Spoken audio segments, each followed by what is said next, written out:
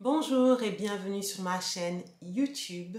Dans cette vidéo, j'ai décidé de vous donner mon avis sur plusieurs produits de la marque The Ordinary parce que je me suis rendu compte que ça faisait déjà 5 ans, presque 6 ans en fait, que j'ai commencé à acheter et utiliser les produits de cette marque et j'ai en tout utilisé 11 produits. Donc je vais vous parler un petit peu de la marque et ensuite je vous donnerai mon avis sur chacun de ces produits. La marque The Ordinary a été créée en 2016. Il s'agit d'une marque canadienne qui a été créée par Brandon Troaxé, qui est maintenant décédé.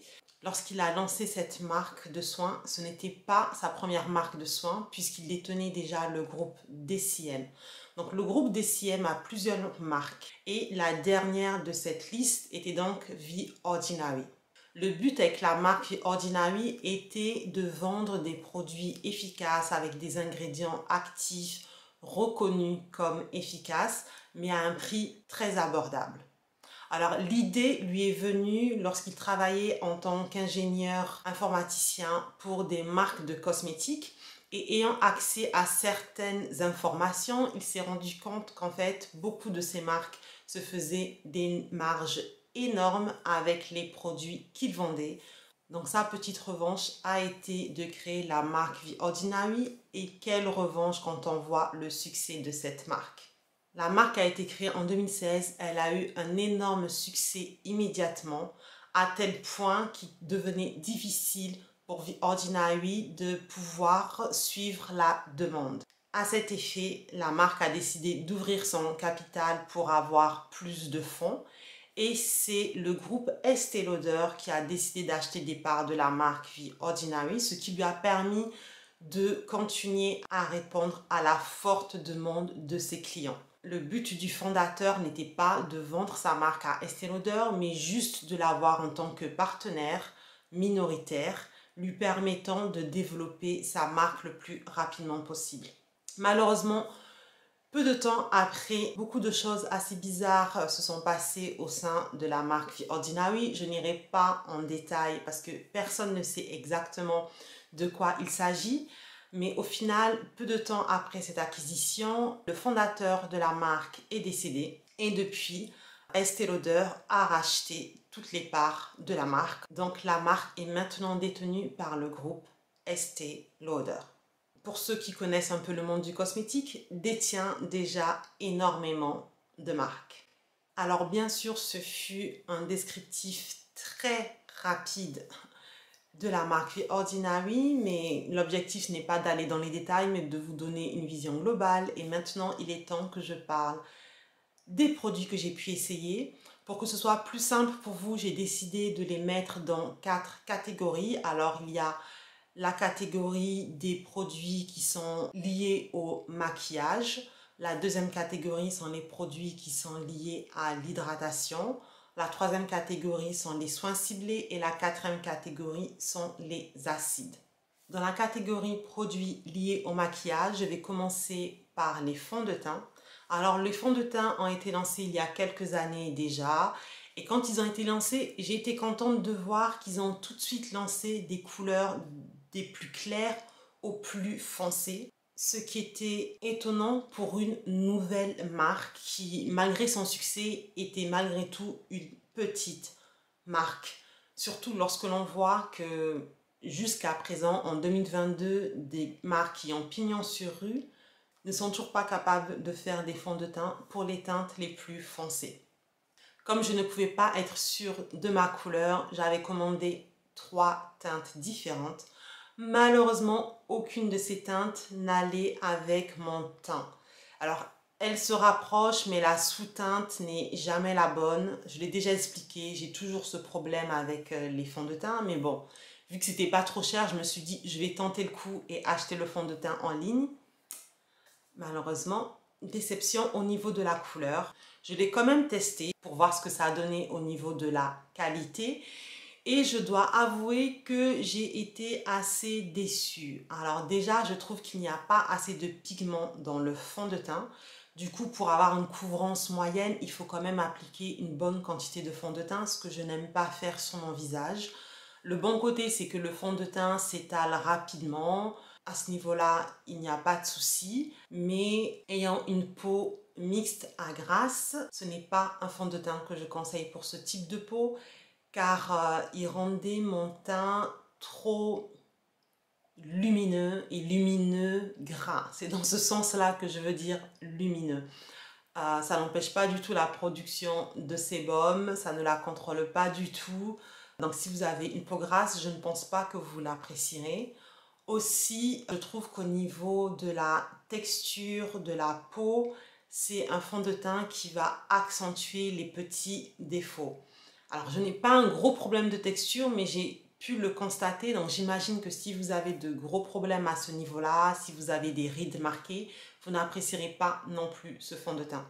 Alors, au niveau du prix, il est abordable, mais je pense que c'est un fond de teint qui ira surtout pour ceux qui n'ont pas de rides, pas de marque spécifique sur le visage, qui n'ont pas besoin d'une grande couvrance, qui ont une très belle peau. Donc forcément, ça ne va pas aller à tout le monde. Pour moi, au même prix, vous pouvez trouver de meilleurs fonds de teint si vous regardez du côté de la marque NYX, par exemple. Le second produit dans cette catégorie est leur base à base de silicone. Alors, c'est une base qui est censée vous aider à garder votre maquillage plus longtemps ainsi qu'à flouter la texture de votre peau. Alors, elle n'aide pas le maquillage à tenir plus longtemps. Bien sûr, je l'ai essayé avec ce fond de teint, mais aussi avec d'autres fonds de teint que j'ai et que j'apprécie. Et je n'ai pas vu de différence. Et au niveau du floutage de la texture de la peau, de la même façon, je ne vois pas vraiment de différence. Donc, j'ai été assez déçue par ce produit. Ce n'est pas quelque chose que je peux recommander. Je l'ai acheté une fois et je ne l'ai jamais racheté. Le troisième produit dans cette catégorie est le nettoyant eau Squalane ou Squalane. Et je l'ai mis dans cette catégorie parce qu'il ressemble beaucoup au baume ou aux huiles démaquillantes. C'est un produit nettoyant mais qui est aussi capable de démaquiller. Alors il est à base de squalane. Beaucoup de personnes pensent que le squalane est une huile parce que ça ressemble à une huile, mais chimiquement ça n'est pas une huile. Donc c'est un produit qui peut mieux convenir aux personnes qui ont des peaux grasses ou des peaux à tendance acnéique et qui ont peur des huiles démaquillantes. Alors il fonctionne très bien, il enlève tout le maquillage ainsi que mon mascara waterproof. Mais pour ma part, je trouve qu'il pique un peu les yeux et il faut utiliser quand même une bonne quantité de produit. Et lorsque l'on voit la quantité qui est vendue, le produit est utilisé très rapidement. Ils ont maintenant deux packaging avec des quantités différentes. Mais malgré tout, je trouve que le prix pour une marque qui se veut abordable n'est pas forcément là si je compare avec d'autres marques. Alors, je dois préciser que ce produit a été lancé après que le fondateur de la marque soit décédé. Et je dis ça parce que le but du fondateur était de vendre des produits à prix abordable. Mais une fois qu'il n'a plus été là, qui sait quel est le but de Estée Lauder avec la marque The Ordinary? Je ne sais pas, mais en tout cas, au niveau abordable, avec ce produit, on n'y est pas. Mais je dois avouer qu'il est efficace. Pour la deuxième catégorie, j'ai 3 produits. Alors le premier, c'est la crème hydratante qui s'appelle Facteur naturel d'hydratation plus HA pour l'acide hyaluronique. Alors c'est une crème hydratante qui hydrate bien, il n'y a pas de produits irritants au niveau de la crème. La peau est bien souple, elle est bien repulpée. Malheureusement, c'est un produit que je n'ai pas pu utiliser trop longtemps car elle m'a donné des boutons. Maintenant, j'ai une peau qui est hypersensible. Donc, ce n'est pas parce qu'un produit me donne des boutons qu'elle va vous donner des boutons.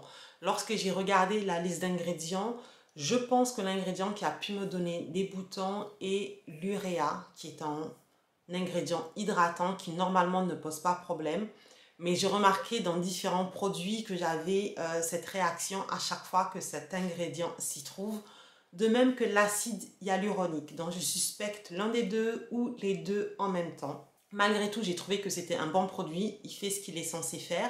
Donc je l'ai recommandé à ma cousine, je lui ai donné d'ailleurs.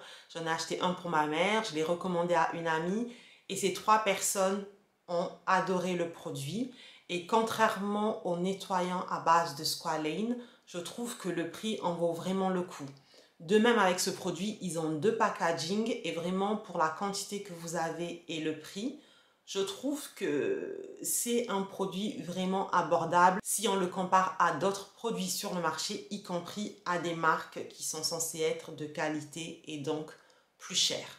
Maintenant, si vous avez la peau vraiment sèche, je ne suis pas sûre que cette crème soit suffisante pour vous parce qu'elle ne contient ni huile ni beurre, mais la marque vend aussi des huiles séparément, donc vous pouvez toujours faire un petit mélange pour avoir un côté plus hydratant.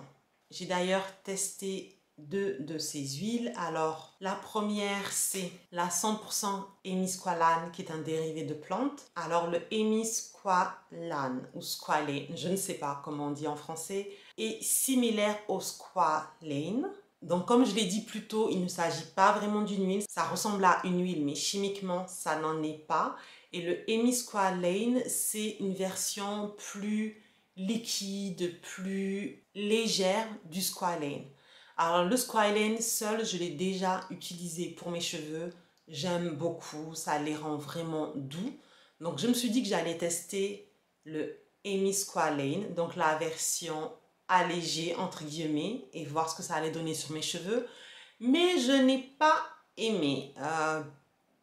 Donc pour moi, je reste sur le squalane plutôt que sur le hémisqualane, mais peut-être que vous aimerez. Sur mes cheveux, en tout cas, je préfère le squalane, que j'ai déjà acheté plusieurs fois auprès de différentes marques, que le hémisqualane. Donc ce produit ne m'a pas impressionné. L'autre produit dans leur catégorie huile, c'est leur huile d'argan qui est 100% bio et pressée à froid. Alors moi, je suis française et en France, l'huile d'argan, on la trouve assez facilement dans les boutiques bio. Je l'avais déjà acheté avant pour mes cheveux. Encore une fois, c'est une huile que j'aime beaucoup car ça rend les cheveux doux, tout comme le squalane. Et avec cette huile, j'ai eu les mêmes résultats. Alors, est-ce que je rachèterai ce produit? Oui et non. Oui, si j'achète des produits de la marque, pourquoi ne pas prendre de l'huile d'argan aussi? Mais en même temps, non, parce que si je passe dans une boutique bio et que je vois de l'huile d'argan et que j'ai envie d'en acheter, je vais en acheter là. C'est exactement la même chose. Les prix sont à peu près pareils, donc il n'y a pas vraiment de différence. Dans la troisième catégorie de produits soins ciblés, je n'ai qu'un seul produit et il s'agit de leur sérum à base de 10% de niacinamide et de zinc. Alors ce produit, c'est le premier que j'ai acheté à la marque parce que j'avais connaissance de l'ingrédient niacinamide grâce à un sérum que j'avais acheté de la marque de luxe SK2 qui est très cher. Mais j'avais adoré le sérum, j'avais eu des résultats magnifiques. Et le troisième ingrédient, je pense, de ce sérum était du niacinamide. Donc j'étais à la recherche de cet ingrédient dans d'autres produits qui soient moins chers pour voir les résultats sur ma peau. Et je l'ai trouvé chez The Ordinary. Alors, le niacinamide est un ingrédient qui est censé avoir plusieurs effets sur la peau, unifier le teint, aider à maintenir l'hydratation, réguler l'excès de sébum, réduire la taille des pores. Alors, j'ai vu des résultats à tous ces niveaux, mais pas des résultats énormes non plus, à part sur l'unification du teint où là, j'ai vraiment vu des effets et c'est d'ailleurs pour ça que je rachète ce produit parce qu'il m'a vraiment unifié le teint. Alors moi, je ne parle pas des petites taches qui peuvent arriver après l'acné, mais vraiment du fait que le teint peut être non uniforme avec des zones plus sombres que d'autres. Et c'est quelque chose que j'avais vraiment souvent chaque année au moment où les temps froids arrivent. Donc lorsque l'on passe de l'automne à l'hiver, en général, mon teint devenait vraiment terne et non unifié. Et ce produit a vraiment résolu ce problème. Maintenant, est-ce qu'il s'agit d'un produit magique ou est-ce que c'est l'ingrédient dans ce produit qui est entre guillemets magique? Alors, c'est l'ingrédient parce que depuis, j'ai utilisé plusieurs sérums à base de niacinamide d'autres marques et j'ai les mêmes résultats. Maintenant, je pense que sur le marché, il s'agit du sérum le moins cher avec autant de niacinamide. Donc, ça vaut toujours le coup d'acheter chez The Ordinary si ce qui vous intéresse est cet ingrédient en particulier. Le côté négatif, c'est la texture du produit parce qu'à ce prix-là, il ne faut pas s'attendre à avoir la plus belle des textures ou le plus beau des packaging, mais la performance est là. La dernière catégorie de produits contient 4 produits et il s'agit des ingrédients à base d'acide. Donc je vais commencer par les produits que j'ai le moins aimés à ceux que j'ai le plus aimés. Le produit que j'ai le moins apprécié est le suspension à base d'acide azélaïque. Et ce que je n'ai pas apprécié, c'est la texture de ce produit. Alors, l'ingrédient azélaïque acide est censé unifier le teint, enlever les taches, mais je n'ai pas pu voir si ça fonctionnait avec ce produit, car la texture est vraiment épaisse, on dirait une base de maquillage à base de silicone. Donc je trouve que c'est vraiment pas élégant et je ne savais vraiment pas comment l'introduire dans ma routine visage à cause de cette texture. Maintenant, je ne l'ai pas acheté pour rien parce que je me suis dit, bon, maintenant que je l'ai acheté, je peux au moins tester si ma peau supporte bien cet ingrédient. Et c'est le premier produit à base d'acide azélaïque que j'ai testé. Donc, je l'ai essayé plusieurs fois, mais c'était vraiment juste pour voir comment ma peau allait réagir au produit. Est-ce que j'allais être irritée? Est-ce que j'allais avoir des boutons? Par chance, je n'ai pas eu de réaction. Donc au moins, ça m'a permis de voir que ma peau réagit bien, n'a aucun problème avec cet ingrédient.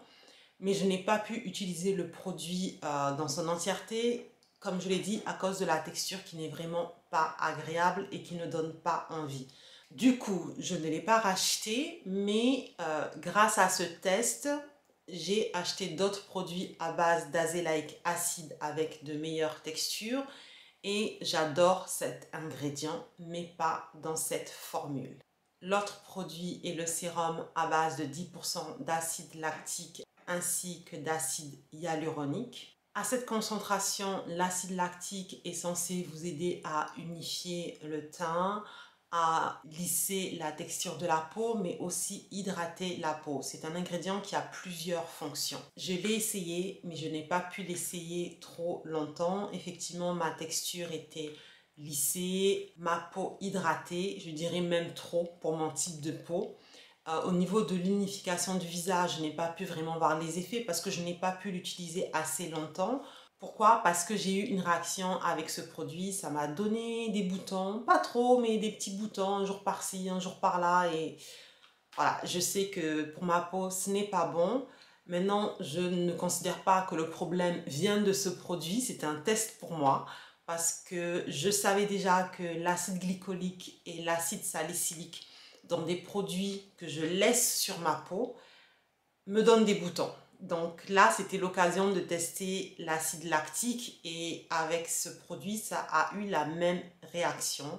Donc je pense que c'est un ingrédient qui est bien pour les personnes qui ont les peaux sèches et qui sont dans la trentaine parce que ça a vraiment un effet lissant au niveau de la texture qui je pense est plus intéressante pour des personnes qui sont un peu plus âgées par rapport à des adolescents et ça a aussi un côté hydratant. Donc, un produit à conseiller, mais pas pour mon type de peau. Le troisième produit dans cette catégorie est le populaire peeling avec 30% d'acide, dont 2% d'acide salicylique. Alors, c'est un produit que vous avez déjà vu dans ma routine soin visage de l'année dernière. C'est un produit que j'apprécie, mais que je ne conseillerais vraiment pas à tout le monde parce que c'est un produit qui est assez fort. Donc, il faut savoir l'utiliser. C'est-à-dire que si vous utilisez ce produit, il faut être conscient qu'il faut utiliser une crème solaire de façon journalière. Est-ce que c'est votre cas?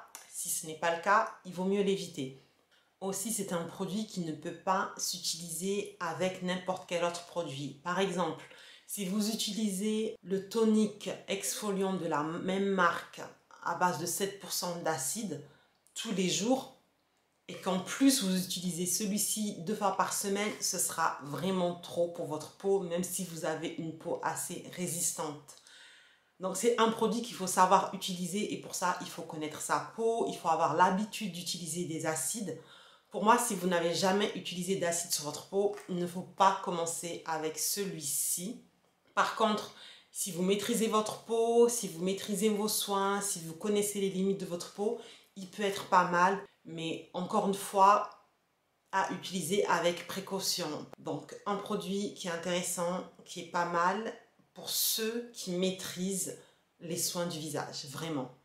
Le dernier produit dans cette catégorie et le dernier produit au final, c'est le masque à base d'acide salicylique. Alors c'est un masque que j'utilise en ce moment dans ma routine. D'ailleurs, j'ai publié récemment ma routine soin visage du soir, donc vous pouvez voir comment je l'utilise. Comme les autres acides, il est censé lisser le grain de peau. Celui-ci est dédié aux peaux grasses, donc il aide à désincruster les pores en profondeur. Donc ça vous aide à minimiser l'apparition de boutons, à les faire partir plus vite et à long terme, ça vous aide aussi à faire partir les taches suite aux boutons que vous pouvez avoir. Donc c'est un produit que j'ai racheté plusieurs fois, que j'utilise depuis un bon moment. J'aime beaucoup les résultats. Il fait ce qu'il est censé faire. Le premier bémol que j'ai avec ce masque, c'est que la texture est difficile à enlever. Vous n'arriverez pas à enlever ce masque juste en rinçant votre visage. C'est une texture qui est assez collante. Moi, j'utilise une serviette microfibre, car avec une serviette en coton classique, la couleur noire va vraiment colorer votre serviette et même si vous la lavez, il y aura toujours des traces. Je l'ai appris par expérience. Je ne sais pas pourquoi, mais c'est plus facile à enlever sur les serviettes microfibres. Donc c'est un masque que j'utilise 1 à 2 fois par semaine selon les besoins de ma peau. Il est bien moins agressif que le peeling, donc il est plus facile à incorporer dans votre routine soin visage. Si vous avez la peau grasse et acnéique, vraiment ça vaut le coup de l'utiliser. Maintenant, lorsque je regarde la quantité pour le prix, il me rappelle le nettoyant à base de squalane dans le sens où pour la quantité, je trouve le prix assez élevé pour la marque qui se veut abordable. De même, c'est un produit qui a été lancé après le décès du fondateur de la marque qui voulait créer une marque à prix abordable. La raison pour laquelle je le rachète jusqu'à présent, c'est qu'il est très difficile de trouver des masques qui ne contiennent pas de parfum, que ce soit des parfums de type naturel ou synthétique. Et lorsque je veux utiliser un masque à base d'acide, je ne veux vraiment pas utiliser un ingrédient qui puisse irriter ma peau. Donc jusqu'à présent, je le rachète car c'est le seul masque à base d'acide salicylique que je connaisse et qui ne contienne pas de parfum et il est quand même efficace. Des 11 produits que j'ai testés de la marque, les 2 que je rachèterai, c'est le sérum à base de niacinamide et le masque à base d'acide salicylique parce que c'est des produits qui conviennent très bien à mes besoins. Pour finir, il faut dire que plusieurs marques se sont inspirées de The Ordinary en créant des soins à base d'actifs connus, en étant assez honnête sur la concentration des actifs et aussi en enlevant des ingrédients non nécessaires qui peuvent être irritants, surtout pour les peaux sensibles, comme le parfum. Maintenant, si vous avez déjà utilisé des produits de la marque, faites-le moi savoir en commentaire, dites-moi ce que vous avez aimé, ce que vous n'avez pas aimé. Bien sûr, c'est une marque qui a beaucoup plus de produits que ceux que je vous ai montrés, mais je n'ai qu'un seul visage et un seul type de peau, donc je ne peux pas tout utiliser. Mais je dois avouer que malgré le fait qu'ils ont d'autres produits, ils ont sorti d'autres produits, ils en sortent assez régulièrement, je suis assez satisfaite avec ce que j'ai et pour l'instant les 2 produits que j'ai mentionnés sont les seuls que je compte racheter de cette marque. Donc merci d'avoir regardé la vidéo, j'espère que vous avez apprécié et on se retrouve dans la prochaine. Bye bye.